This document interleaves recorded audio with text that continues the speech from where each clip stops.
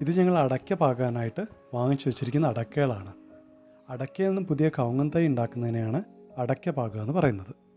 ഇങ്ങനെ പാകാനുള്ള അടയ്ക്കകൾക്കൊരു പ്രത്യേകതയുണ്ട്. മകരമാസത്തിലെ മഞ്ഞ് കൊണ്ട് പഴുത്ത പീറ്റക്കവുങ്ങിൻ്റെ അടയ്ക്കകളാണ് നമ്മൾ പാകാൻ ഉപയോഗിക്കുന്നത്. മകരമാസത്തിലെ മഞ്ഞ് കൊള്ളുകയെന്ന് വെച്ചാൽ നമ്മൾ കവുങ്ങുന്ന അടയ്ക്ക പറിക്കില്ല. അതിന് പകരം ആ കവുങ്ങുന്നുള്ള അടയ്ക്കകളൊക്കെ മകരമാസം മുഴുവൻ മഞ്ഞ ആ കവുങ്ങിൽ തന്നെ കൊള്ളും. പീറ്റക്കവുങ്ങ് വെച്ചാൽ നല്ല പ്രായം കൂടിയ കവുങ്ങ്. നമ്മൾ 3-4 ദിവസം ഈ അടയ്ക്കകളൊക്കെ ഒന്ന് വെയിലത്തിട്ട് ചെറുതായി ഉണക്കണം. ചെറുതായി ഉണങ്ങിയ ശേഷം നമ്മൾ ഈ അടയ്ക്കകളെയൊക്കെ വെള്ളമൊഴിച്ചിട്ട്, പറ്റുമെങ്കിൽ ചാണകവെള്ളം ഒഴിച്ചിട്ട് 3-4 ദിവസം ഒന്ന് കുതിർത്തണം.